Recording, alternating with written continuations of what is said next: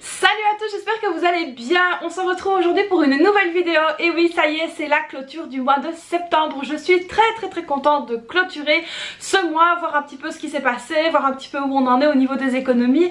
Franchement, je suis contente de clôturer le mois et contente aussi de voir arriver le mois d'octobre. Alors cette vidéo est en collaboration avec Imim. Donc je vous ai déjà présenté les produits. Ce sont donc ici des produits de beauté et comme vous pouvez voir, je vais y arriver, j'ai vraiment meilleure mine. Alors ici c'est donc le pack à la bave d'escargot. Donc il y a un sérum et il y a une crème. Franchement ça hydrate, etc. J'adore, ça élimine aussi les taches qu'on peut avoir sur le visage. Et donc en utilisant ces produits là, donc vous savez que voilà, moi j'utilise vraiment les choses avant de vous en parler. D'ailleurs c'est pour ça que je prends toujours le temps de les tester pour être sûr que je ne fasse pas d'allergie ou de choses comme ça. Et voir aussi un résultat sur mon visage. Et franchement depuis que je les utilise, ma peau est bien mieux hydratée. J'ai moins de taches, j'ai moins de rougeur et franchement j'adore. Donc ici c'est le kit à la bave d'escargot. Donc voilà, je vous mettrai évidemment le lien en barre d'infos. Donc en tout cas j'aime vraiment ces produits là et vous pouvez donc les retrouver sur Amazon. Comme je vous le disais en intro de cette vidéo, on va donc faire la clôture du mois de septembre. D'ailleurs j'espère que chez vous ça s'est bien passé. Alors évidemment si vous n'êtes pas encore abonné à ma chaîne, n'hésitez pas, c'est gratuit, ça fait plaisir. N'hésitez pas à vous abonner, activer la petite cloche. Et donc ça y est, on va faire ensemble la clôture. On va donc voir ce qui s'est passé cette semaine-ci, voir ce qui reste dans mon classeur. Et on va un petit peu discuter donc du mois de septembre. Allez c'est parti, let's go. On va se pencher sur le bureau. Donc j'ai tous mes supports ici qui sont donc prêts. On va donc commencer par clôturer la semaine évidemment. Alors voilà, on en a parlé quand même assez bien sur les groupes. C'est vrai que c'est de plus en plus compliqué de pouvoir faire des économies. Donc on va quand même regarder ce qui s'est passé cette semaine-ci. On va donc quand même regarder ce qui s'est passé cette semaine-ci. Alors donc là ici il n'y a rien du tout. Au niveau de l'alimentation, alors ça c'est vraiment le point noir chez beaucoup de monde. C'est vraiment quelque chose de... qui devient, j'ai envie de dire, même pénible, parce que franchement on essaye de faire des économies, on essaye de se priver de beaucoup de choses, etc. Mais on se rend quand même bien compte que ça ne fait que d'augmenter. Donc voilà, ici j'ai 85 centimes, hein, donc c'est mieux que rien évidemment, on va se consoler comme on peut. J'ai pas dépensé grand chose cette semaine-ci, vous voyez, les 50 euros sont partis, il reste donc 85 centimes qu'on viendra mettre évidemment dans la tirelire. En tout cas c'est mieux que rien, on fait ce qu'on peut avec ce qu'on a, c'est pas toujours évident. Alors ensuite au niveau de la santé, il me reste ici 40 centimes. Je suis donc allée à la pharmacie et j'ai mis directement 5 euros qui me restaient dans le défi, ici défi en cours. Donc il y a ici 5 euros, donc voilà c'est pas mal hein. On a quand même pu sauver ça, j'ai envie de dire. Donc voilà, ici les 5 euros.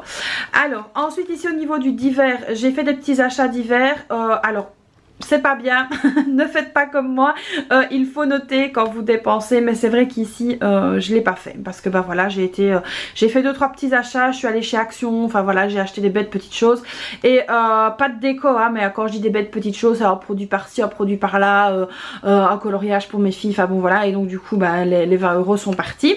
L'école on n'avait rien mis, loisirs et sorties c'était fini, défi en cours, voilà, il y avait les 5 euros, donc ça c'est déjà pas mal du tout.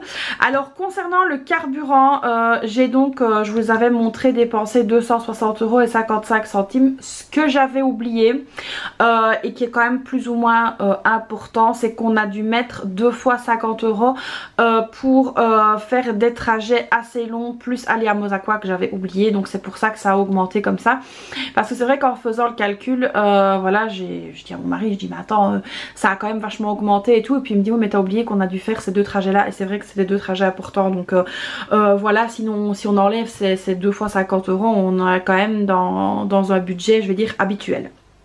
Donc voilà, ici ça c'est pour la clôture de la semaine. Donc cette semaine-ci on a quand même réussi à sauver 5 euros,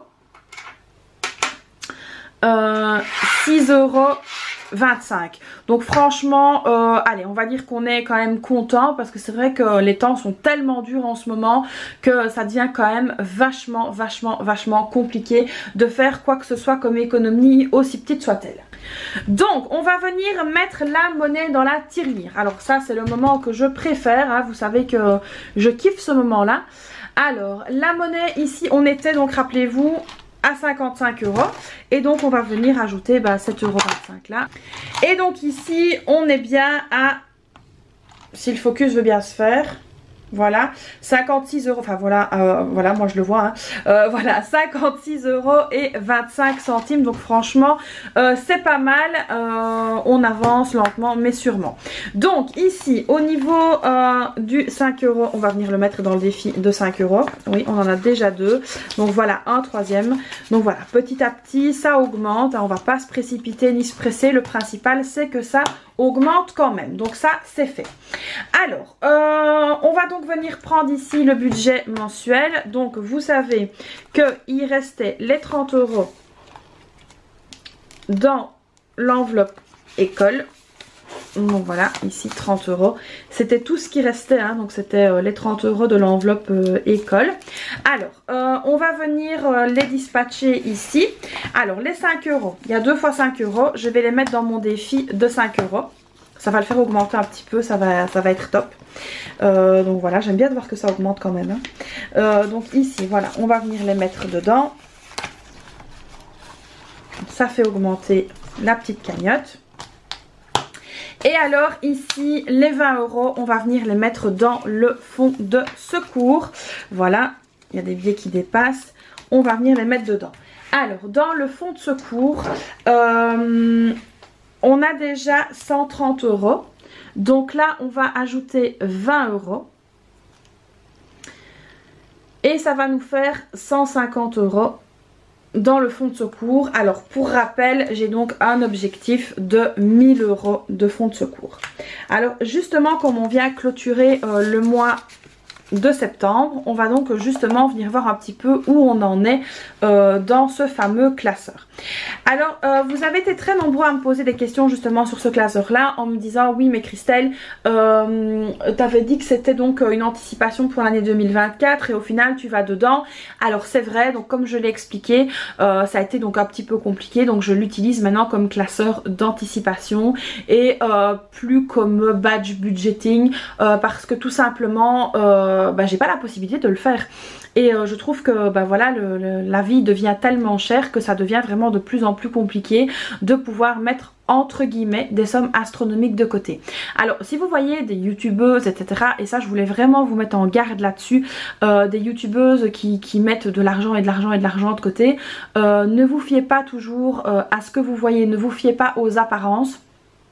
Parce que j'ai remarqué chez bon nombre de personnes, et attention je ne vise personne, que tout simplement on ne vous montre pas la totalité des choses.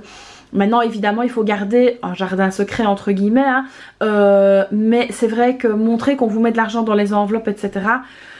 C'est beau, mais gardez quand même à l'esprit que personne n'est à l'abri d'avoir des pépins et personne n'est à l'abri de devoir aller piocher dans ces enveloppes. Parce que ça, je voulais aussi mettre le point là-dessus parce que j'ai beaucoup de personnes qui se retrouvent un petit peu frustrées et qui ont tendance à lâcher quand elles regardent des vidéos budget en se disant mais regarde pourquoi elle y arrive, et n'oubliez jamais qu'une situation n'est pas l'autre, qu'une personne n'est pas l'autre non plus, et que quand vous regardez des vidéos sur YouTube etc. On vous montre ce qu'on a envie de vous montrer, ce qui est tout à fait normal, mais n'oubliez quand même pas aussi que les embûches et les problèmes sont chez tout le monde. Donc ça je voulais vraiment insister là-dessus. Bon, on va fermer la parenthèse maintenant. Je vais donc vous montrer ici dans mon carnet où on en est plus ou moins. Donc au niveau du fonds de secours, j'ai mon accent liégeois qui sort, on est à 150 €. Au niveau des anniversaires, on est à 30 €. Au niveau des stages, on est à 45 €. Au niveau des fêtes, on est à 70 €. Au niveau de la rentrée, on n'a rien mis. Au niveau des taxes, on est à 30 €. Au niveau de l'entretien de la voiture, on est à 20 €. Au niveau des animaux, on est à 80 €. Au niveau des excursions, on est à 30 €. Au niveau des soldes, je n'ai rien mis. Au niveau des sports, donc il y avait 50, on les a repris, donc il n'y a plus rien. Au niveau ici des vêtements, il n'y a plus rien non plus. Au niveau de la maison, il n'y a rien dans cette enveloppe là pour l'instant. Alors au niveau de la télé, il n'y a rien non plus pour l'instant. Au niveau de la beauté, il n'y a plus rien, on avait repris l'argent. Au niveau des vacances, voyage, il y a 150 €. Au niveau des courses, il n'y a rien. Et au niveau de l'entretien, il n'y a rien. Alors, ce n'est pas parce que certaines enveloppes sont vides que je ne mettrai rien dedans. Mais quand une enveloppe aura atteint, je vais dire, son maximum, j'arrêterai de la remplir, si j'y arrive, pour pouvoir remplir une autre enveloppe. Donc je ne me frustre pas de savoir qu'il y a des enveloppes qui ne sont pas remplies. Je les ai donc fait ici, je vais dire en âme et conscience. Hein. D'ailleurs je vous ferai un tuto parce que vous avez été très nombreux à me le demander pour faire ces enveloppes là. Donc ici je ne me frustre pas à savoir que certaines sont vides, j'ai des priorités comme tout le monde et j'ai des choses que je souhaite remplir avant d'autres et évidemment ne pas se frustrer. Alors c'est sûr que lorsque mon fonds de secours par exemple aura atteint les 1000 €, j'arrêterai donc de remplir celle-là et je me consacrerai à une autre enveloppe. Donc comme par exemple, je vous ai montré ici, je vais y retourner, l'enveloppe des courses. Alors dans l'enveloppe des courses, c'est un exemple, hein, il se peut que je prenne une autre. Mais pour vous donner l'exemple, dans l'enveloppe des courses, je souhaite mettre 1000 € d'avance aussi.